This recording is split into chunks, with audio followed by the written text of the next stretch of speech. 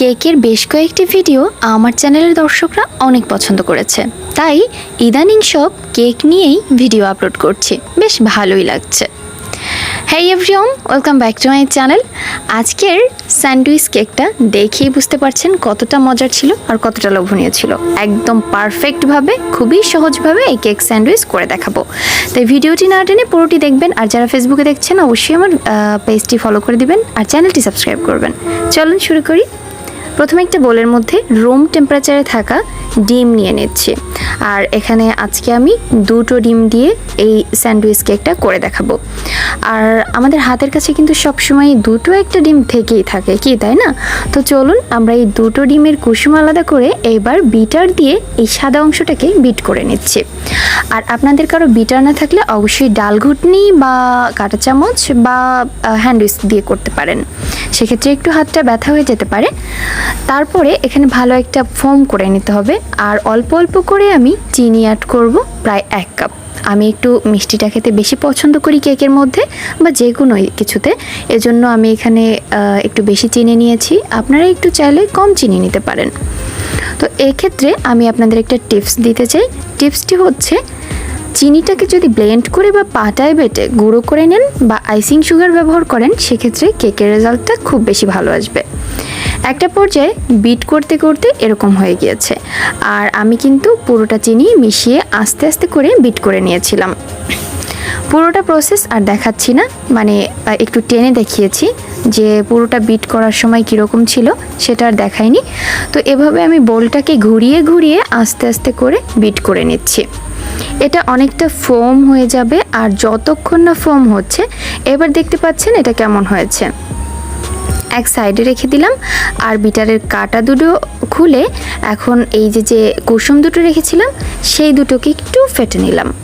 আর এরপরে এখানে দুধ অ্যাড করে দিচ্ছি, 1/2 কাপের থেকে একটু বেশি। এটা একদম ঘন দুধ, জাল করা দুধ ছিল।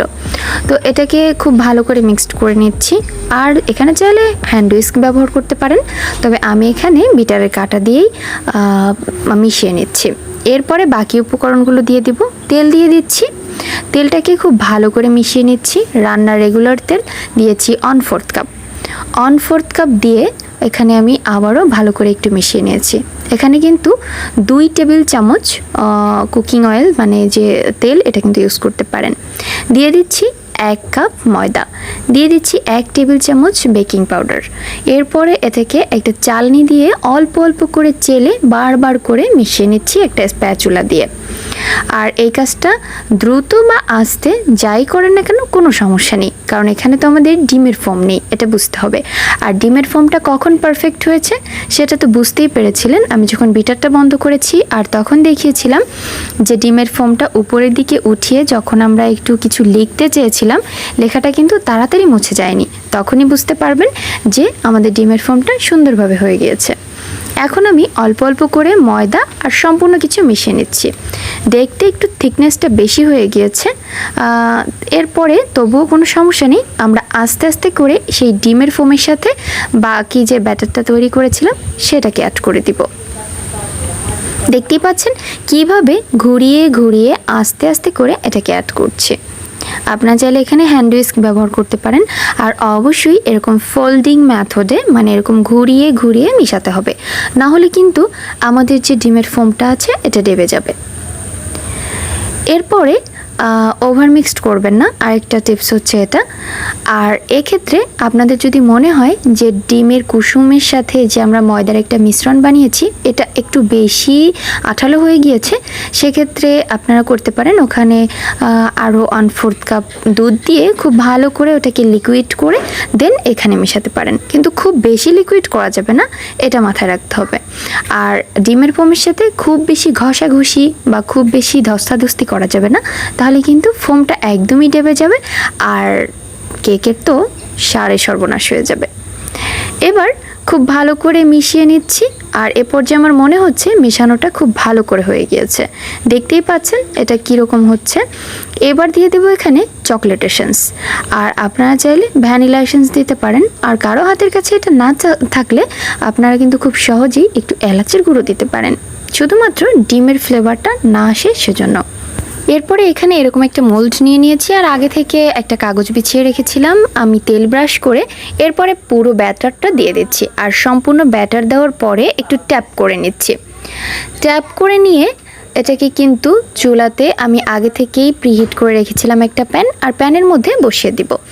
তো এ পর্যায়ে একটু ট্যাপ করে নিচ্ছি যাতে এয়ার বাবলস থাকলে সেটা বের হয়ে যায়। আর বলেছিলাম প্যান আগে থেকে গরম করে নিয়েছি, প্যানের উপরে একটা মোটা কাগজ দিয়ে রেখেছি আর এই মোটা কাগজের উপরেই আমি বসিয়ে দিব আমাদের কেক মোল্ডটাকে। কেক মোল্ডটাকে এভাবে বসিয়ে দিয়ে আমি প্রায় 40 মিনিটের মতো ঢেকে রান্না করব। রান্না বলতে আর কি, বেক করব। এরপরে 40 মিনিট পর একটা কাঠি ঢুকিয়ে দেখে নিব এটা ক্লিন আসছে কিনা। একদমই টুথপিকটা ক্লিন এসেছে, তার মানে আমার যে কেকটা একদম পারফেক্ট হয়ে গিয়েছে। আমি আবারও একটু দেখিয়ে দিচ্ছি, দেখতেই পাচ্ছেন সম্পূর্ণ ক্লিন এসেছে, কিন্তু খুবই নরম আর তুলতুলে হয়েছে। এবার আমরা চলে যাব কেকটা ঠান্ডা করতে। আর আজকে যেহেতু স্যান্ডউইচ কেক বানাবো, তাই অবশ্যই কিন্তু কেকটাকে সম্পূর্ণ ঠান্ডা করতে হবে। সম্পূর্ণ কেকটা ঠান্ডা হয়ে গিয়েছে আর মোল্ডের চারপাশ থেকে কেকটা কিন্তু ছেড়ে দিয়েছে। হাত দিয়ে একটু দেখে নিচ্ছি, এরপরে একটা ছুরি দিয়ে চারপাশটা ছুটিয়ে নিচ্ছে। মোল্ড আউট করে নিব এখন। যারা এখন আমার চ্যানেলটিকে সাবস্ক্রাইব করেনি প্লিজ সাবস্ক্রাইব করে ফেলেন। এরপরে আমি মোল্ড থেকে মোল্ড আউট করে জাস্ট দেখতেই পাচ্ছেন কতটা আকর্ষণীয় লুক ছিল এখানে। জাস্ট ওখানে একটু পুড়ে গিয়েছে, কোনো সমস্যা নেই। আর দেখতে পাচ্ছেন কতটা নরম সফট। এরপরে আমি ওখানে একটু ছুরি দিয়ে আস্তে করে কেটে নিয়েছি। এরপরে 2টা স্লাইস করে নিব। আপনারা চাইলে 3টা স্লাইস করতে পারেন। কেকটাকে আমি 2টা স্লাইস করে নিচ্ছি। আর এরপরে আগে থেকে যে হুইপড ক্রিমটা আমি রেডি করে রেখেছিলাম সেটা কিন্তু আমি এখন এই কেকের উপরে মেখে দিব। কিন্তু আরেকটা কথা, হুইপড ক্রিম কিভাবে রেডি করবেন বা কিভাবে এটাকে সংরক্ষণ করবেন সব ডিটেইলে কিন্তু আমার চ্যানেলে আরও একটি রেসিপি আপলোড করা আছে হুইপড ক্রিম নিয়ে, সেটা দেখে নিতে পারেন। তো কতটা সফট আর তুলতুলে দেখতেই পাচ্ছেন।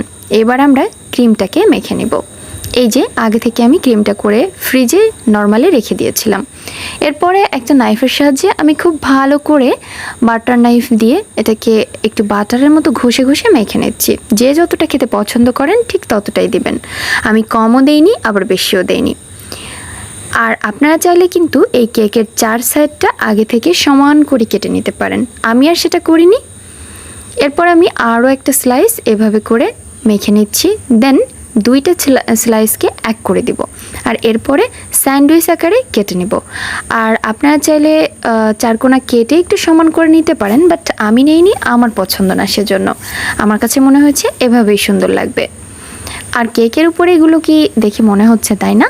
এটা হচ্ছে পাউডার মিল্ক, তাই পাউডার মিল্কটা আমি ইচ্ছা করে দিয়েছিলাম। যা হোক, আমি একটা নাইফ দিয়ে এটাকে কেটে নিচ্ছি। আর কেটে নেওয়ার পরে দেখতেই পাচ্ছেন এর আকর্ষণীয় লুকটা। তো আমি এখানে একটু বড় স্লাইস করে কেটে নিচ্ছি, আপনারা চাইলে কিন্তু একটু ছোটও করতে পারেন। দেখতেই পাচ্ছেন কত সুন্দর হয়েছে। আর এখন একটু সাজিয়ে গুছিয়ে নিচ্ছি। আর তুলতুলে বা নরম বা স্বাদ বা টেস্ট যেটাই বলেন, দেখেই তো বোঝা যাচ্ছে কতটাই আমি ছিল, তাই আর কেটে কুটে দেখালাম না। আজকের পর্ব এখানেই শেষ করছি। সবাই ভালো থাকবেন, আমার চ্যানেলটিকে সাবস্ক্রাইব করবেন আর অবশ্যই কী কী রেসিপি চান আমার থেকে কমেন্ট করে জানাবেন। আর ভিডিওটিতে লাইক দিতে কিন্তু ভুলবেন না। আমার ছেলের জন্য দোয়া করবেন। সবাই ভালো থাকবেন আর আমার রেসিপিগুলো বাসায় ট্রাই করবেন। আল্লাহ হাফিজ।